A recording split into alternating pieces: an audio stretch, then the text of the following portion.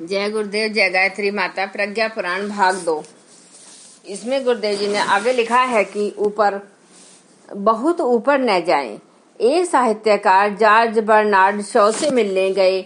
बातों बातों में अपने देश के पूर्वजों का बढ़ चढ़कर बखान करने लगे।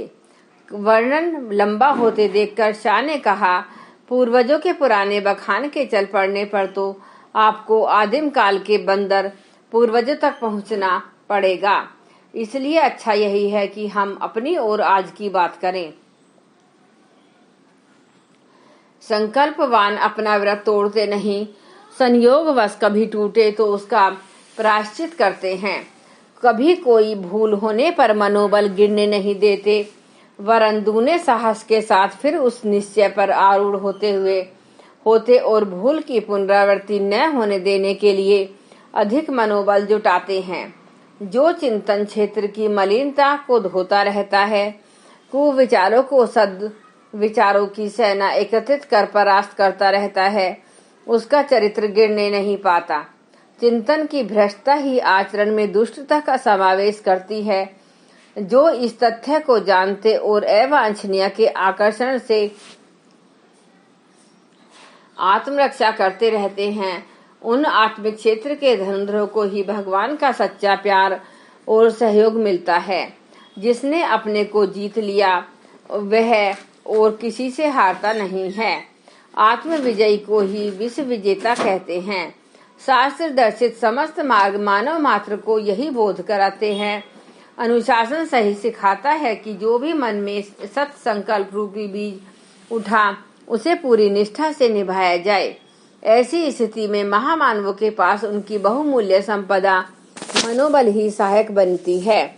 वे चरित्र निष्ठा पर कड़ी दृष्टि रखते हैं एवं विचारों को विचारों से काटकर अपने चिंतन को परिष्कृत बनाए रखते हैं। उन्होंने इस प्रकार अपने भीतर वालों को सही कर लिया, अपने पर अंकुश लगा लिया, उसे सच्चे अर्थों में सूरवीर कहा जा सकता है। बापू का प्रायश्चित। बापू के आश्रम में प्रत्येक व्यक्ति के लिए 2 सप्ताह में एक दिन का अस्वाद व्रत अनिवार्य था। एक दिन गांधी जी के पुत्र देवदास के उपवास का दिन था। उस दिन कढ़ी बनी थी। कढ़ी देवदास को बहुत प्रिय थी। मित्रों ने उकसाया सो उसने चुपचाप कढ़ी खा ली। गांधी जी को इसका पता चल गया। बाल्यावस्था में उन्हें भी ऐसी आदत थी, सो उन्होंने उसे अपनी भूल माना और प्रायश्चित स्वरूप स्वयं 1 सप्ताह अस्वाद उपवास रखा। पशुपति यों रुकी।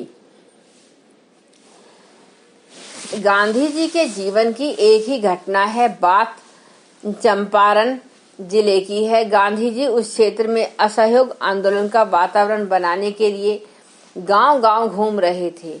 एक गांव में पशु बलि का जुलूस निकलते देखा। देवी को बकरा चढ़ाने का एक समूह गाता बजाता जा रहा था। गांधी जी ने दृश्य देखा तो उन्होंने एकत्रित लोगों को वैसा न करने के लिए समझाया। न माने तो नया प्रस्ताव रखा। पशु के रक्त से मनुष्य का रक्त उत्तम ही होगा। तुम लोग अपने देवता पर मेरी बलि चढ़ा दो। उसने सिर नीचे झुका लिया और वहां जा खड़े हुए जहां बकरा कटना था। सन्नाटा छा गया। ग्रामीण लौट गए।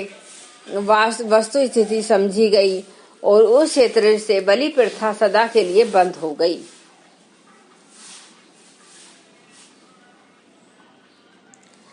यह धर्म का अनुशासन और अनुबंध वाला युगम है। कितने ही सभ्यता और संस्कृति के नाम से इसकी विवेचना करते हैं। दोनों के मिलने से नागरिकता और सामाजिकता निभती है। उन्हें सद्व्यवहार और सदाचार के नाम से भी जाना जाता है। राजा ने अपराध स्वीकारा। महानता के अनुयायी मूर्धन्यों में यह दोनों ही संस्कार बिना किसी पूर्वाग्रह और अहंकार के होने चाहिए। महापुरुषों के जीवन में इस सत्य के पग पग पर दर्शन होते हैं। बड़ौदा नरेश खंडेराव गायकवाड़ शिकार की खोज में काफी दूर निकल गए। जंगली सुअर का पीछा करते करते उनके साथी भी इधर उधर भटक गए। सुअर की भगदड़ से एक खेत की फसल को काफी नुकसान हुआ। किसान ने आगंतुक को सामान्य शिकारी समझकर बहुत बुरा भला कहा। बड़ौदा नरेश मौन रहकर सब कुछ सुनते रहे। थोड़ी देर बाद उनके साथी भी उन्हें खोजते हुए वहां आ गए। किसान को तब यह पता चला कि यह कोई साधारण व्यक्ति नहीं वरन बड़ौदा महाराज है। अब तो वह डर से कांपने लगा। उसे अपने कृत्य पर बड़ी गलानी हुई, परंतु उस समय महाराज की नम्रता और सौम्यता देखते ही बनती थी। उन्होंने किसान से कहा, तुम्हारे खेत की फसल को हानि हुई है, अतः तुम मुझे पकड़ने का अधिकार रखते हो। तुम्हारी कैद से छूटने के लिए मेरी ओर से यह व्यवस्था है कि यही खेत नहीं वरन तुम्हारे सभी खेत कर से मुक्त रहेंगे। यह सुविधा तुम्हारे उत्तरदायी को भी प्राप्त होगी। शिक्षा, वंश परंपरा और शरीर स्वास्थ्य से आज तक कोई भी महान नहीं बना। इस संस्कृति के अनुपालन से ही महानताएं ढली हैं। गांधी जी इसी सत्य के प्रत्यक्ष उदाहरण थे। गांधी जी और किसान। गांधी जी की उन दिनों बिहार में ख्याति थी। वे जिस गाड़ी में बेतिया जा रहे थे उसी में एक किसान भी चढ़ा। उसे गांधी जी के दर्शनों की इच्छा थी। 3rd क्लास के सीट पर पैर फैलाए हुए एक व्यक्ति को किसान ने देखा तो पैर मरोड़कर एक कोने में ठूंस दिया और बोला, ऐसे पैर फैलाकर बैठा है मानो बाप की गाड़ी हो। गाड़ी बेतिया पहुंची। डिब्बे में से निकलते ही अपार जन समूह प्लेटफार्म पर खड़ा दिखा। जय जयकार होने लगी और गांधी जी को फूलों से लाद दिया गया। किसान हड़बड़ा गया।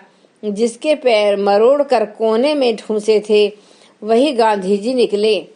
अनजानेपन पर उसे पश्चाताप हो रहा था। भीड़ हटते ही उसने क्षमा मांगी। गांधी जी ने कहा, गलती तो मेरी थी जो अधिकार से अधिक जगह घेरी। तुम क्यों दुखी होते हो?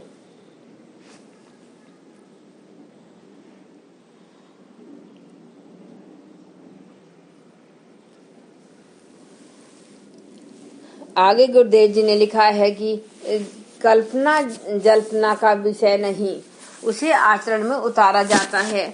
दिव्यता की प्राप्ति के लिए उसे जीवनचर्या का अविच्छिन्न अंग बनाया जाता है। इसी में उसकी सार्थकता है। इसी स्थिति में पहुंचकर कोई सच्चे अर्थों में धर्मात्मा बनता है, वह पुण्य फल पाता है। जो धर्मात्माओं को मिलने की बात शास्त्रकारों ने कही, पाठ रूप में जो पारायण दैनिक होता है वह पुण्य नहीं है।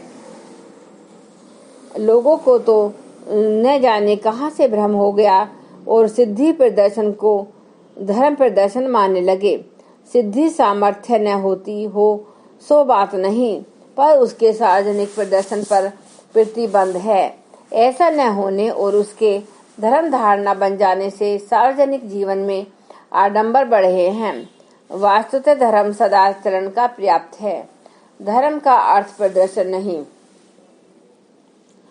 चीन में एक बौद्ध भिक्षुणी थी। उसने भगवान की एक छोटी स्वर्ण प्रतिमा बनाई। उसी की पूजा अर्चना निरत रहती थी। एक दिन महाबुद्ध उत्सव हुआ। दूर दूर की बुद्धि प्रतिमाएं सजा धजा कर लाई गईं। उनका सामूहिक पूजा अर्चना करने का कार्यक्रम बना। भिक्षुणी ने पूजा की सामग्री तो लाई थी, पर वह अपनी ही प्रतिमा की उससे अर्चना करना चाहती थी। धूप दीप नैवेद्य समारोह में जलाने पर उसे भरा था कि दूसरी प्रतिमाएं उसकी सुगंध लूट ले जाएंगी। इस हानि से बचने के लिए उसने अपनी धूप का धुआं एक बांस की पोंगली द्वारा अपनी प्रतिमा की नाक से सटा दिया। थोड़ी देर में प्रतिमा का मुंह धुएं से काला हो गया। दर्शकों को वह कुरूप लगी और पूजने तथा लाने वाले की भर्त्सना हुई। खिन भिक्षुणी को समारोह के अधिष्ठाता ने कहा, संकीर्णता एवं प्रदर्शन वृत्ति के रहते पूज्य पुजारी पूजा का मुंह काला ही हो सकता है। वस्तुतः धर्म का अर्थ है सदाचारण। धर्म बड़ा क्यों? गुरुकुल के शिष्यों में से किसी एक ने उस दिन के सत्संग समागम में अधिष्ठाता से पूछा, देव धन, कुटुंब और धर्म में से कौन सा सच्चा सहायक है? अधिष्ठाता ने सीधा उत्तर न देकर एक कथा सुनाई। एक व्यक्ति था, उसके 3 मित्र थे। एक बहुत प्यारा, दूसरा मध्यवर्ती, तीसरा उपेक्षित। एक बार वह किसी मुसीबत में फंस गया। सहायता के लिए मित्रों के पास जाने की बात उसने सोची। घर से चल पड़ा। विपत्ति के समय मित्र ही साथ देते हैं। सबसे प्रिय के पास गया, परिस्थिति बताई और सहायता मांगी कि राज दरबार तक साथी और सहायता के लिए साथ चलना पड़ेगा। परम मित्र ने स्पष्ट इनकार कर दिया। वह घर से बाहर कहीं जाने की स्थिति में नहीं है। अब मध्य स्नेह वाले के पास पहुंचा और वही बात उससे भी कही। उसने इस अन्य प्रकार से सहायता करने का तो भरोसा दिलाया, पर राज दरबार तक जाने में जो खतरा हो सकता था उसे उठाने से उसने भी इनकार कर दिया। अब तीसरे मित्र के बारी थी। घनिष्ठता तो कम थी, पर तो भी सोचा चलो उसे भी परख ले। तीसरे ने मित्रता निभाई, राज दरबार तक गया और पूरी सहायता करके उसे संकट से उबार लिया। यह तीसरा मित्र धर्म था। विद्यार्थियों की समझ में आया, साथ ही सदाचरण को हृदयंगम करने की महत्व में भी। धर्म को जीवनचर्या में आत्मसात करने वालों की ही आज सच्ची आवश्यकता है। ऐसे लोगों को से ही धर्म धारणा का विस्तार होगा। प्राचीन काल के इस सत्य को फिर से प्रतिष्ठित किया जाना आवश्यक है। धन्यवाद। एक बार गायत्री मंत्र हमारे साथ साथ। ओम भूर्भुवः स्वः तत्सवितुर्वरेण्यं भर्गो देवस्य धीमहि धियो यो न प्रचोदयात्। जय गुरुदेव, जय गायत्री।